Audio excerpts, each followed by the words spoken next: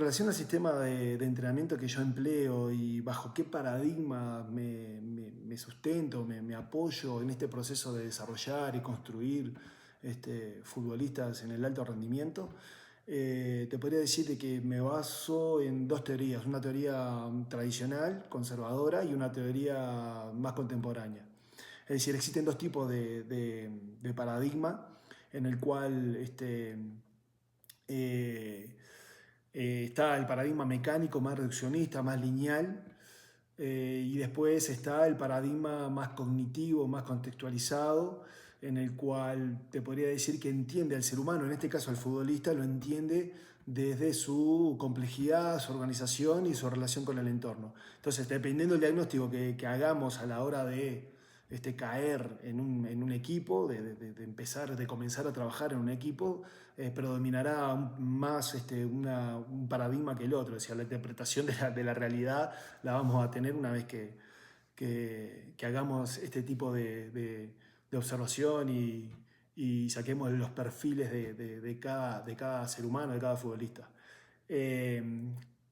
lo que sí te puedo decir es que generalmente inicio este proceso, digamos, de trabajo en un equipo de fútbol, lo inicio o sea, desde las bases mecánicas, ¿sí? Desde las bases fundamentales del movimiento,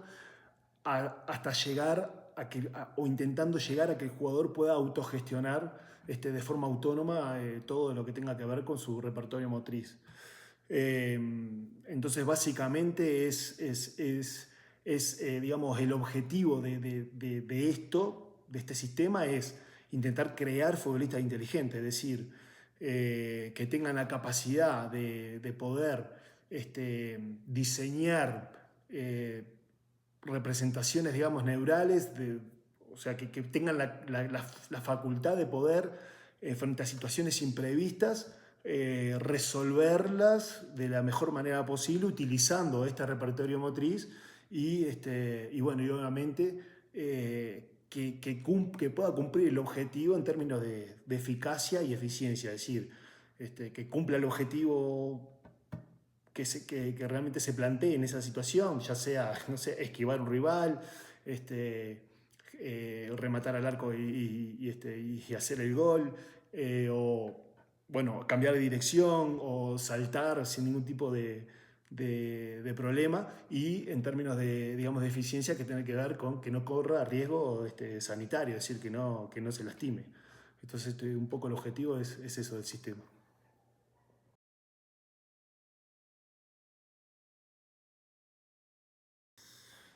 Sí, bueno, dentro de los sistemas, dentro de lo que tiene que ver con el fútbol contemporáneo y esto de que hablamos de generar un sistema de trabajo que toque y que aborde todos los elementos más importantes del rendimiento de elite, perdón, en la elite, eh, es verdad que como profesionales de la preparación física nosotros debemos sortear ciertos desafíos o ciertos imprevistos, digamos, que influyen directamente sobre la performance del equipo. Esto tiene que ver, por ejemplo, en el fútbol contemporáneo, es muy habitual encontrarnos con calendarios congestionados, no sé, más de un partido por semana, eh, muchas veces de local y de visitante, y eso de ir a visitar a otros equipos o a los rivales implica traslados, implica viajes, implica bueno, atender a lo que tiene que ver con el descanso, con el sueño, con la alimentación y obviamente con todo lo que tiene que ver con yendo más a la especificidad de la preparación física, con los niveles de desarrollo neuromuscular, es decir, todo lo que tenga que ver con desgaste energético y un mal descanso obviamente influye en los niveles de fuerza del jugador. Entonces deberíamos como profesionales desde este lado del mostrador, digamos, eh, generar una estrategia que alinee todos los elementos que influyen en el modelo de juego. Es decir, desde el contexto, de los viajes, como hablamos recién, de los principios de juego, desde la idea del entrenador, bueno, un sinfín de elementos que hacen que el modelo de juego no se vea atenuado por este tipo de desafíos que debemos sortear.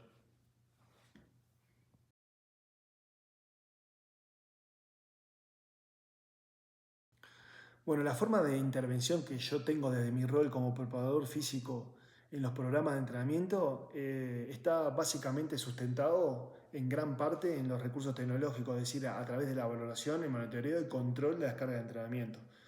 El uso, por ejemplo, de la tecnología a mí me permite tomar mejores decisiones,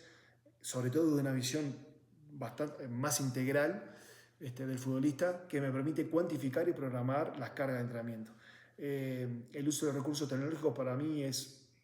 una pata de la mesa bastante importante, ya que es una herramienta en la cual me apoyo mucho, porque en primer lugar me permite mejorar el rendimiento del equipo, en segundo lugar me permite saber y conocer cuáles son los efectos que causan las tareas que desarrollamos tanto en campo como en gimnasio, y sobre todo, y no menor, hoy en día en el fútbol contemporáneo, por esto que hablábamos antes, de la dinámica que estamos teniendo, de calendarios bastante congestionados, de muchos partidos, en donde las sesiones empiezan a tomar, digamos, un perfil más de recuperación. Bueno, justamente la información que me brindan la tecnología me permite ajustar los programas orientados a la recuperación, y eso a mí me va a permitir tener los futbolistas disponibles, porque en teoría podemos minimizar el riesgo lesivo y cuidar la salud de los jugadores. Entonces, ¿cuáles son, digamos, estos recursos tecnológicos? Hoy en día yo me encuentro en un club que me brinda tecnología avanzada, la verdad, y nos brinda las condiciones necesarias para poder nutrirnos de la mayor información posible, desde mi lugar elegir y seleccionar cuáles son esos datos más determinantes para poder programar los diferentes tipos de programas que hay durante la temporada. ¿Cuáles son? Bueno, son los dispositivos de GPS. Hoy en día para mí es una herramienta muy importante, sobre todo en el día a día, para controlar y monitorear las cargas de entrenamiento que se dan dentro del campo, conocer los perfiles de los futbolistas en las diferentes métricas y en las diferentes orientaciones de la sesión del día, ya sea si es de tensión, si es de duración, si es de velocidad, depende del objetivo que busquemos. Esto a mí me permite tomar mejores decisiones a futuro para sesiones o partidos, y darle información al entrenador de cómo está cada jugador en este ítem. Una vez obviamente obtenidos los datos objetivos a través del GPS, bueno, fundamentalmente asociarlos con las acciones de alta intensidad de carrera, o mejor dicho, de alta intensidad, para poder asociarlos con los comportamientos técnicos tácticos y sacar mejores conclusiones de una forma más holística. También utilizamos bueno, las plataformas de fuerza, por ejemplo, que a mí me dan información explícita para poder diseñar los programas complementarios o posesión que tengan que ver con el mejoramiento de los perfiles de fuerza y velocidad del futbolista y mejorar el rendimiento. También las plataformas de fuerza, en conjunto con las valoraciones funcionales, me dan la posibilidad de prescribir lo que se denomina programas preventivos o activaciones iniciales, para atacar las debilidades o las fugas que tiene un futbolista y mejorar, por ejemplo, las retracciones musculares, mejorar las asimetrías, los desbalances de fuerza, etc. Y esto, ¿no? Algo muy importante para mí es individualizar ahí el programa para cada futbolista, atender a las necesidades individuales de cada uno de ellos. También, por ejemplo, el uso de los controles antropométricos, las valoraciones antropométricas ejecutadas por el nutricionista del club, a mí me permite elaborar los programas también complementarios, pero que están orientados hacia un mejoramiento de la composición corporal en aquellos futbolistas que precisan disminuir el tejido graso, precisan aumentar la masa muscular, pero no solamente para los futbolistas que están disponibles, sino para la competencia, sino también para aquellos futbolistas, sobre todo, que están pasando por una situación de recuperación o de rehabilitación por motivos que puedan ser de lesión, en donde obviamente el desgaste calórico y energético es menor, y por ende la alimentación se torna un elemento muy, muy importante en este tipo de situaciones. Entonces, más o menos con esto el objetivo es tener las piezas para armar un buen puzzle, digamos.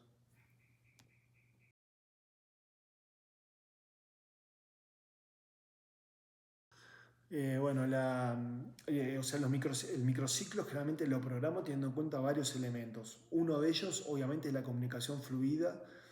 con el cuerpo técnico, o sea, con el staff y con todos los funcionarios que componen las diferentes áreas del rendimiento. En base a eso, nosotros recabamos información de lo sucedido la semana anterior y a partir de ahí diseñamos el programa semanal atendiendo a el desafío próximo competitivo. Después, cada sesión yo la programo teniendo en cuenta la congestión de partidos oficiales o competitivos que tengamos en ese microciclo. Si tenemos más de un partido, generalmente las sesiones de entrenamiento de esa semana van a estar caracterizadas por menos volumen y mayor intensidad. Y cuando la semana es de un solo partido, bueno, ahí quizás sí me doy la posibilidad de aumentar un poco el volumen de las sesiones, y también sosteniendo la intensidad de carga de entrenamiento. A todo esto, o mejor dicho, el objetivo de todo esto es darle las dosis óptimas, la dosis que precisa cada futbolista. ¿Cómo entiendo yo que le estoy dando la dosis óptima a cada futbolista? Bueno, es recabando información de las pruebas de rendimiento, del monitoreo y por sobre todas las cosas a través del diálogo. O sea, algo que nunca voy a dejar yo como profesional es la comunicación fluida con el futbolista. Que me cuente sus sensaciones, sus percepciones, de cómo se siente, es decir, información cualitativa que para mí es muy importante para poder prescribir las sesiones y los contenidos para el equipo. Y en cuanto a los contenidos que componen a cada sesión de ese microciclo, lo diseño obviamente en comunicación directa con el entrenador, de acuerdo a lo que el entrenador necesite hacer esa semana con el equipo y obviamente atendiendo al desafío próximo que tengamos. Así que un poco así es como elaboramos el microciclo. Obviamente que todo esto es un resumen porque detrás de todo esto que te cuento está elementos que tienen que ver con, por ejemplo, los minutos jugados de cada futbolista en la competencia última, es decir, los que jugaron más de 60 minutos tienen una semana diferente a los que juegan menos de 60 minutos de forma oficial. A partir de ahí se van diseñando diferentes programas para cada futbolista, ya sean los contenidos de fuerza, los contenidos incluso de monitoreo. Los que juegan más de 60 minutos, generalmente en el más uno, si es que entrenamos, no monitoreamos los niveles de fuerza, le damos un día más de recuperación, pero los que juegan menos de 60 minutos sí monitoreamos. En los diseños de fuerza que ya te contaré, también quizá a los que jugaron más de 60 minutos, los trabajos de fuerza de dinámica lenta, digamos, anulamos todo lo que tenga que ver con ejercicios que comprometan la cadena posterior, la cadena muscular posterior, para darle un día más de descanso, ya que está, digamos, científicamente comprobado quizás que necesita entre 48 y 72 horas que esos isquios y esos glúteos se puedan precisen más tiempo para la recuperación. Entonces no los vamos a exigir en un más 2, lo vamos a exigir quizás en un menos 3, incluso para activarlos para esa sesión que generalmente es de duración y van a demandar acciones de alta intensidad de carrera. Bueno, ahí vamos armando, digamos, el microciclo atendiendo a las diferentes circunstancias que se van dando, que nosotros vamos entendiendo que son importantes para justamente prescribir cada sesión de la semana.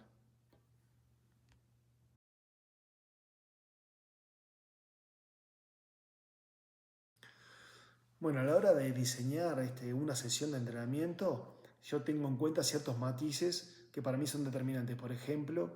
en esto de darle la dosis óptima a cada futbolista en beneficio del equipo, me rijo por la información que me dan las pruebas de rendimiento, el monitoreo de fatiga, la recuperación de ese jugador y sobre todo la comunicación y el diálogo que yo pueda tener con ese futbolista. Ahí yo recabo la información y saco conclusiones y tomo decisiones. Después, obviamente que los contenidos de la sesión van a estar condicionadas por el carácter o la orientación de la carga que le queramos dar a ese día, ya sea de velocidad, de fuerza, de resistencia, de duración. Y también obviamente en comunicación fluida con el entrenador para saber cuáles son las necesidades que tenga con el equipo y en base al modelo de juego y obviamente teniendo en cuenta el desafío competitivo próximo. Este,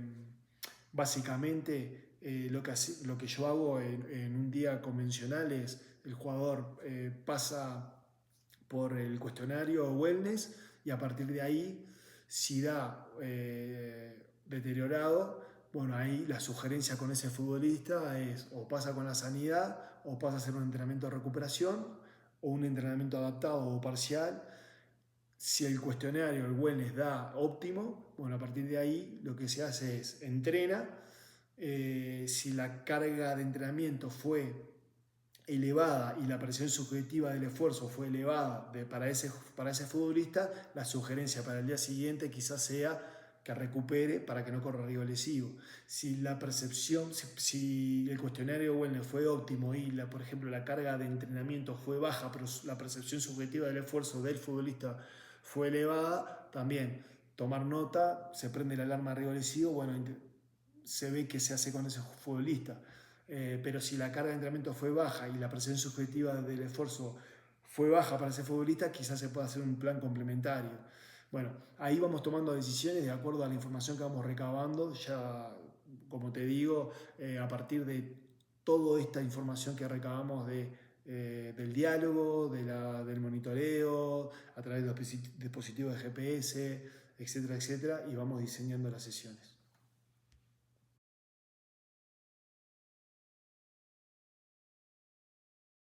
Sí, en relación al diseño de las sesiones orientadas hacia la recuperación, hoy en día para mí toman un papel determinante, ya que como hablamos anteriormente, el fútbol contemporáneo exige o demanda al futbolista a exigencias supramáximas, en el cual esto causa efectos de fatiga a nivel no solo físico, sino también fisiológico, emocional, etcétera, que debemos atender para tener disponibles lo más rápido posible a los jugadores en el plantel para que puedan volver a entrenar, prepararse para el próximo desafío. Yo creo que uno de los aspectos clave que debemos tener como preparadores físicos dentro de nuestro rol es saber cuál es o comprender cuál es la ventana más crítica post esfuerzo para hincarle el diente en seleccionar la mejor estrategia de recuperación para cada uno del futbolista, es decir, hacer una estrategia de recuperación individualizada.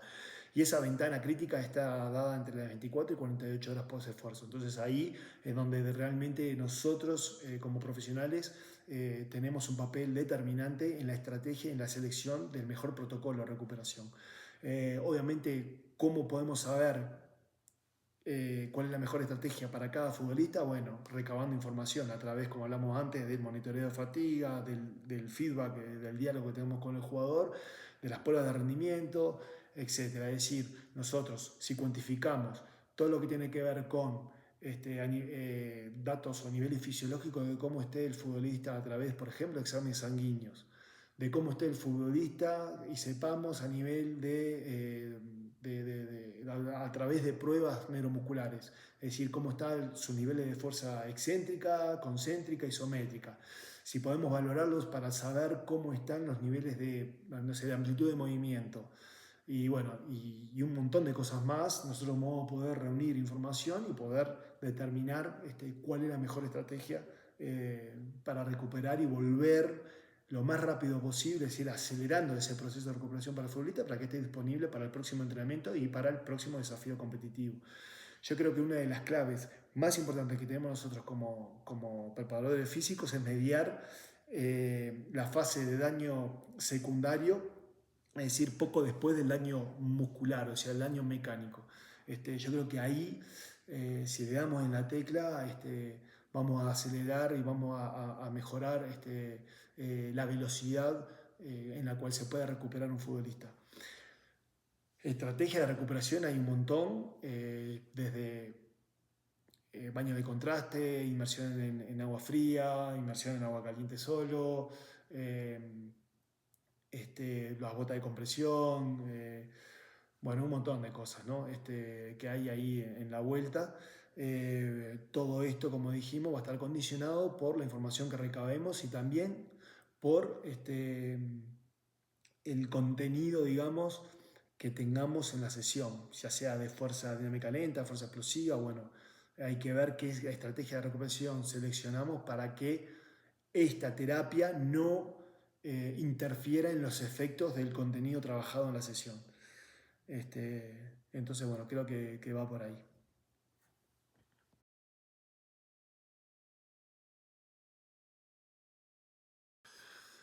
Bueno, sí, para mí el entrenamiento de la fuerza hoy en día cobra un papel fundamental. Primero porque, digo, no lo digo yo, lo dice gente mucho más académica y de gran jerarquía profesional, es la génesis de cualquier acción motriz.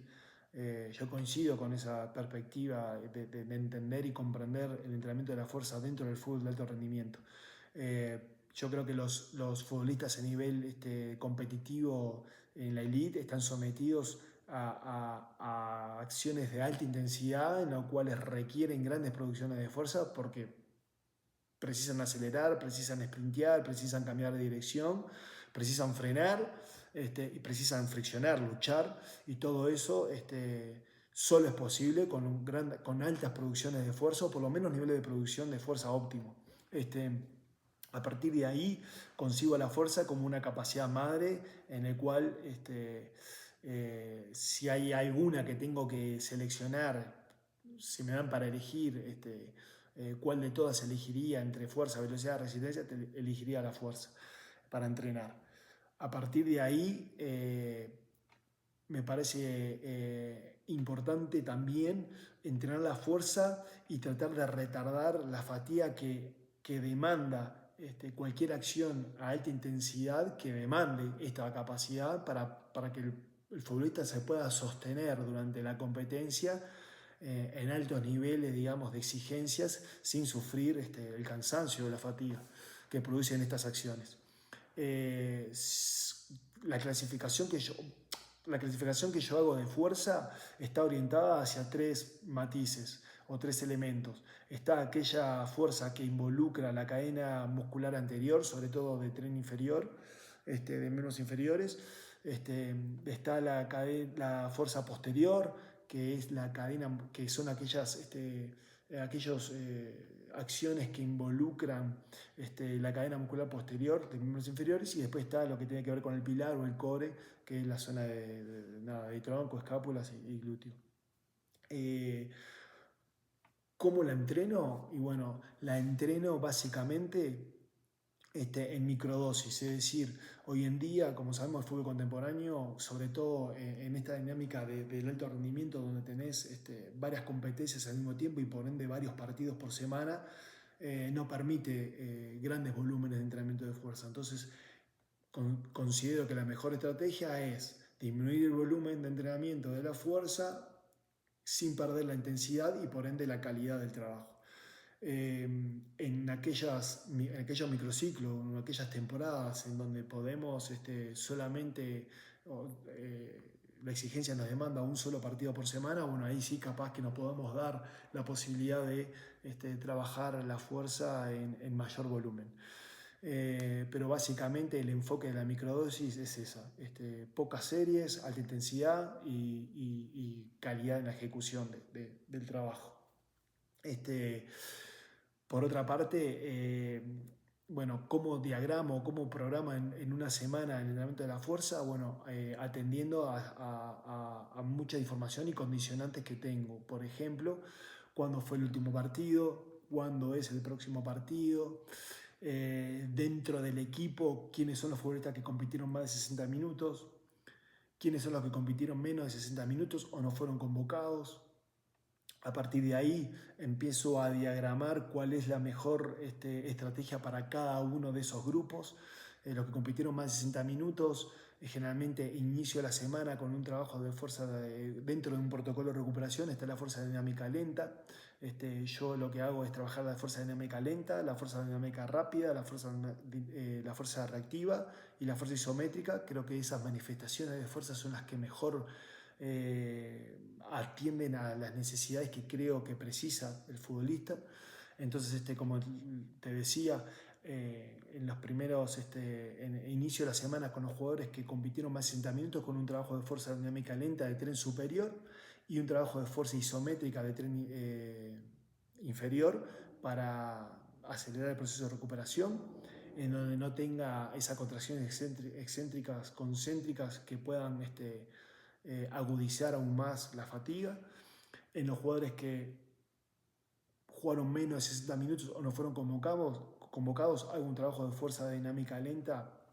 de miembros inferiores y superior, o sea, el tren inferior y el tren superior, sin ningún tipo de problema. Después al siguiente día, es decir, puede ser ya un -4, ahí atiendo a los que jugaron más de 60 minutos con un trabajo de fuerza dinámica lenta de tren inferior, atendiendo solamente a la cadena anterior muscular, ya que considero de que todavía todo lo que tiene que ver con glúteo, isquiotibial, gemelos, es decir, todo lo que tiene que ver con la cadena muscular posterior de los miembros inferiores, para esos futbolistas todavía están en proceso de recuperación, tardan un poco más en recuperarse, entonces prefiero sacarle y no someter a esa región del cuerpo de los futbolistas, someterlos a exigencias de trabajo de fuerza. Entonces diseño un plan de fuerza solamente atendiendo a la cadena anterior muscular, que puede ser un trabajo de sentadilla, un trabajo de estocada, de split búlgaro, mientras que los que jugaron menos de 60 minutos o no fueron convocados, se le diagrama un programa de fuerza paralelo, en el cual ahí sí quizás ya puedan estar trabajando la fuerza dinámica rápida. Y bueno, y así vamos armando un poco la semana, terminando generalmente al final de la semana, o sea, el -1, con un trabajo de priming o de fuerza reactiva en conjunto y ya con el grupo ya más homogéneo. Y bueno, básicamente por ahí es que organizo el trabajo de fuerza.